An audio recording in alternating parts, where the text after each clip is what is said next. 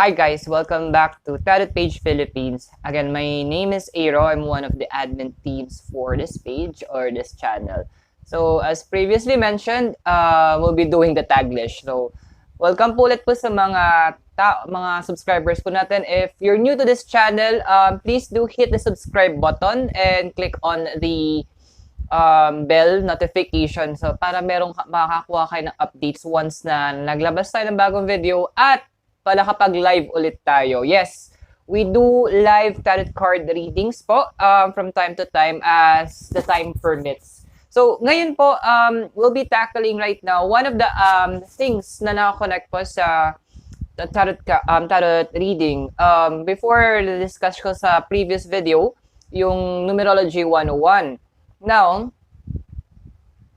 sorry, mainit yung panahon eh. It's really hot here, guys. So, as previously mentioned, we have discussed the Numerology 101. Now, one of the topics in numerology that na gusto kong i-touch, I would like to touch on, is what we call as the life number. Yes, so life number. What does it mean? Now, according to the website of the astrology-numerology.com by Michael McLean, the life number is the sum of the birth date. This number represents who you are at birth and the native trails that you will carry with you through life. So the life number is established from the date of birth.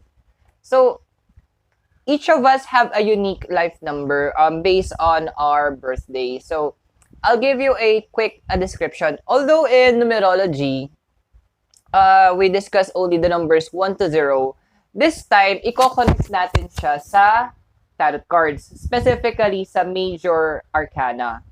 So, let's have an example here. So, you will see here, I'll have a computation of a certain birthday. So, let's say the date of birth is November 1, 1982. Parang kilala ko tong birthday na to ah. So, yan. So, that's a birthday. Oh yeah, birthday ko siya. So, alam nyo na guys, Halloween baby, but sabi nga nung iba, I prefer it na All Saints baby. Hello sa mga pianak no November 1, sa mga Scorpio din dyan. Okay, so, moving on. So, how do we compute the date of birth? So, if you will notice, November 1, 1982, we convert it into numbers. So, ang gagawin natin, yung mismong yung month, gagawin natin numero. So, makita natin yan, ayan, 11/1/82. Okay. So, next step is to add the numbers. Now, if you're going to add it, so let's see. So, if we're going to add that, 11/1/82, okay, I have 1994.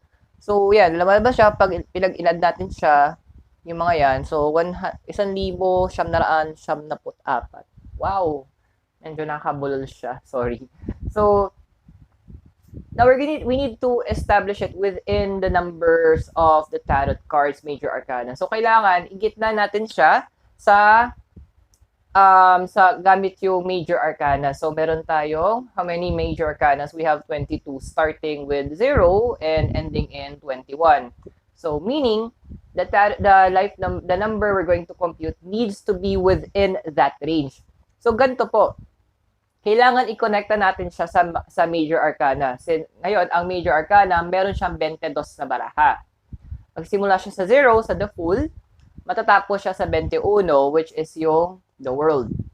Ngayon, kailangan, 21, tama. So, dapat gigit na siya doon, between 0 up to 21. So, we have 1994. So, 1 plus 9 plus 4. Okay? So, 23. Sumobra pa. So, ibawasan natin siya. Palitin pa natin. So, add natin ulit.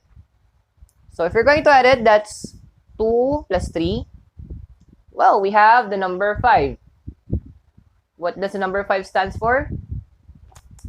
Yes, the Hierophant. So, yes, my life number my tarot card my life tarot card is the Hierophant.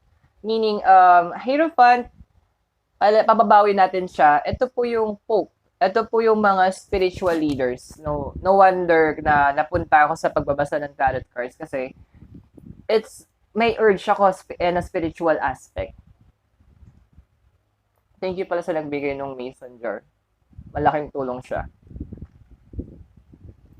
So, my life card is the Hierophant. Now, if you're going to read or research about the Hierophant, or on my end, I'm going to research more about the Hierophant. They are the Pope. Siya yung spiritual leader, advisor. Now, based dito sa picture ng Hierophant using yung Rider card, sila yung nagtuturo in terms of spiritual aspect. Now, sila din yung nagbibigay ng mga advices. They are also the holder of the keys to heaven and earth. So, may kita nyo yung symbol, merong keys sa baba. We could connect that to the passage sa Bible na sinabi ni Jesus kay Peter that I'll give you the keys of heaven. Na kung ano yung whatever you bind on earth will be bound in heaven, whatever you release on earth will be released in heaven. So, meaning, kung ano yung tinali ni Pedro, ng first, sabi nung marami nagsabi that he was the first pope, kung ano yung tinali niya o pinagbawal niya sa langit, sa lupa, ipagbabawal din sa langit, at kung ano yung pinahintulutan niya sa mundo, yun din yung pahintulutan pagdating sa langit. So that is my life card or my life number 5, which is my life card. So I would recommend that you could also compute for your own birthday, then you may reference it to the major arcana para magkaroon ka ng idea kung ano yung pwedeng mo expect na takbo sa life mo. So, this is just an idea of you or giving you an additional insight para mas palalimin mo yung basa mo, not just with the tarot cards, but also with yourself in connection sa numerology. So, thank you guys for watching. Please do wait for our new additional videos. Again, if you're new to this channel, we would like to request you to subscribe and also share with your friends. And also, please do anticipate for our additional live readings that we will be performing. In the description box below, you will also find their links to our partner Facebook pages.